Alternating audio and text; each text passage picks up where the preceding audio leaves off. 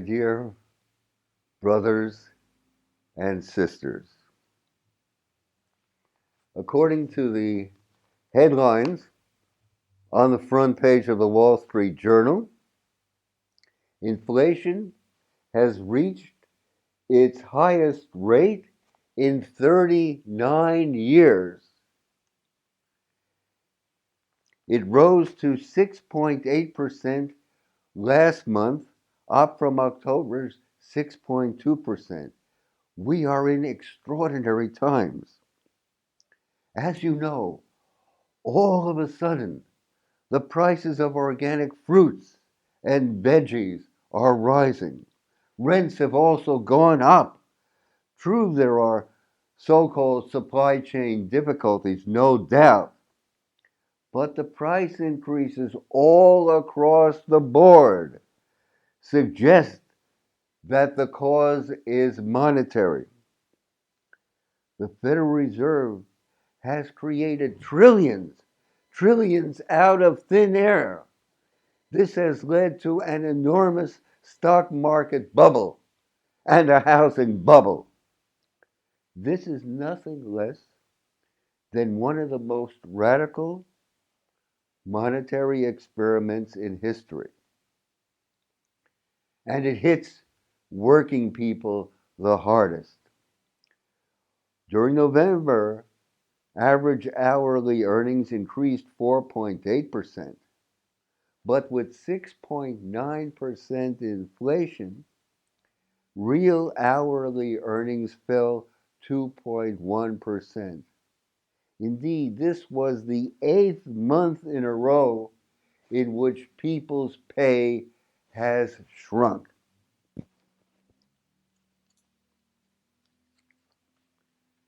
Inflation is also a severe tax on the poor.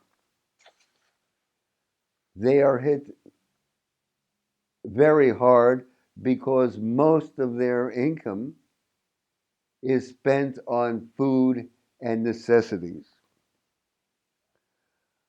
What the government gives in transfer payments, it takes in higher wages and real wage declines. What then is going on here?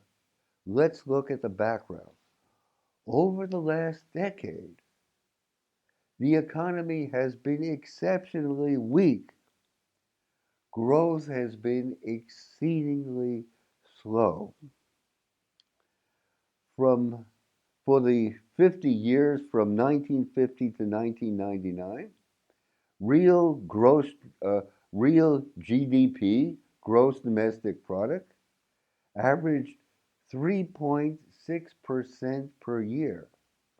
But in the last 20 years, from 2000 to 2020, growth has averaged a meager 1.8%. In other words, growth has been cut in half. Don't blame it on the pandemic. It only exacerbated the symptoms. Let's go deeper.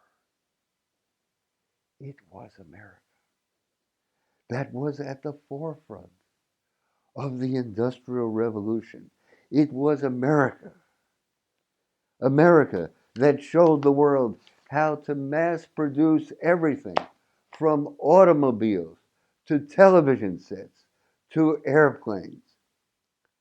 But now we are witnessing something new, the deindustrialization of America.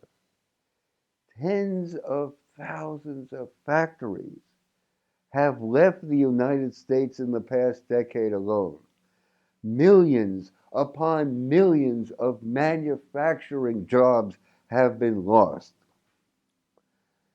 Indeed, the United States has lost a whopping 32% of its manufacturing jobs since the year 2000. This comes to 5.5 million manufacturing jobs lost. Last year, China shipped $435 billion of goods to the United States, but purchased only $125 billion worth of commodities from us. In other words, there's a $310 billion gap. We have shifted our manufacturing base to Asia. In summary, America has gone from a manufacturing economy to one based on finance, insurance, and real estate. America has made itself uncompetitive.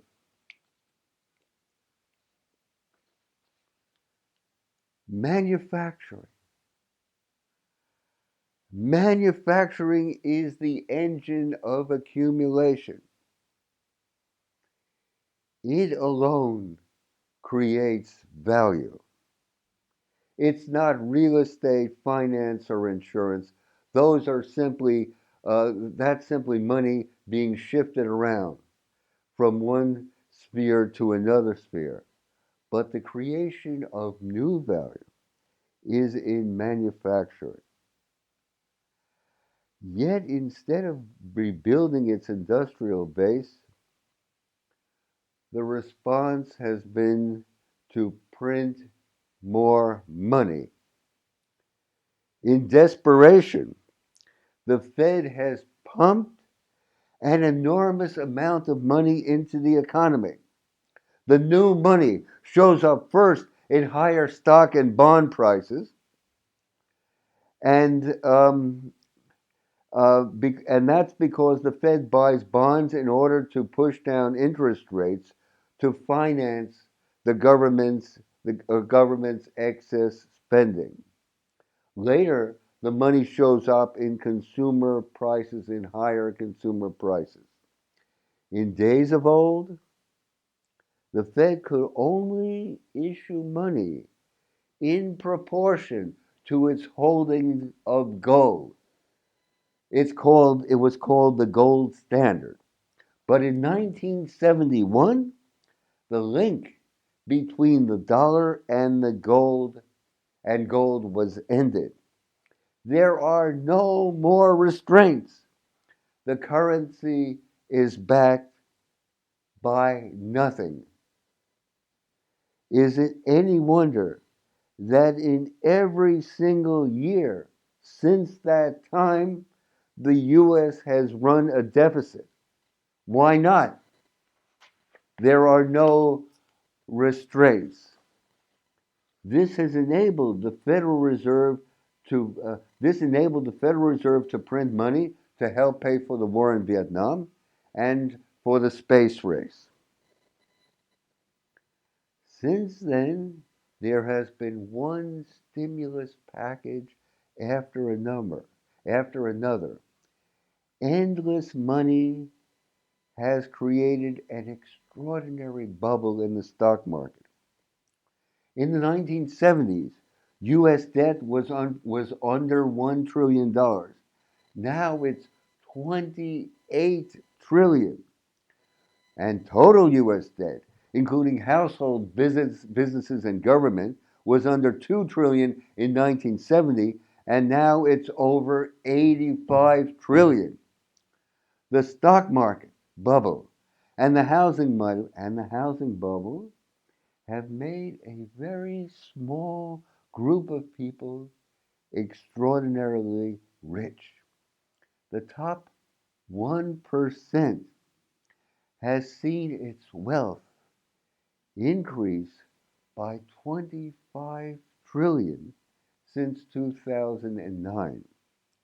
The top 1/10 of 1% own as much wealth as the bottom 90%. Think of it. The extraordinary polarization of wealth is without precedent in American history.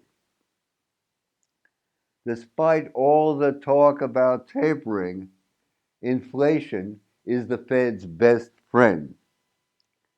Without inflation, it would not be able to pay the interest on the government debt.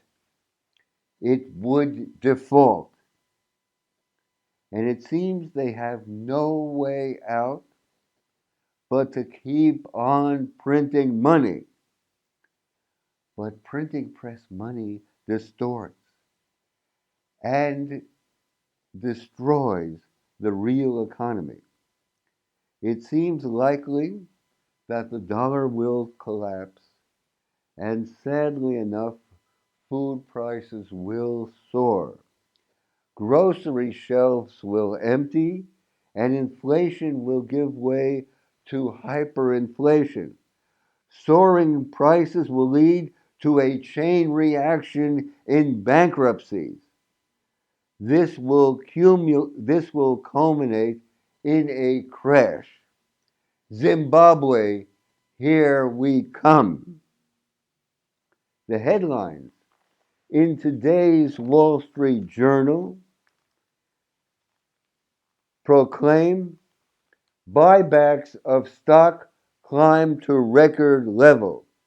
Instead of using their earnings to build factories, purchase tools and equipment, hire more workers. What do corporations do but with their money? Then to use it to buy back their own shares, to simply inflate the market value of their companies. This is a symptom of decadence. This is decay. We say to you, get growing, brothers and sisters. Hug the earth. It will sustain you.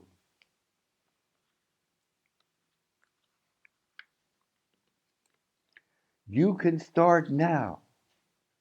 Even in the midst of winter, you can prepare. Plan, sketch out your victory garden. And why wait? Why not build a compost pile right now? Give yourself the satisfaction of seeing every carrot top, every apple core, every banana peel turn into life-giving humus. Let's then get together, brothers and sisters, with neighbors, friends, and family, and plant here a victory garden for the American spirit. Thank you. It's a pleasure to share with you. We treasure your comments and suggestions. Let us go forward.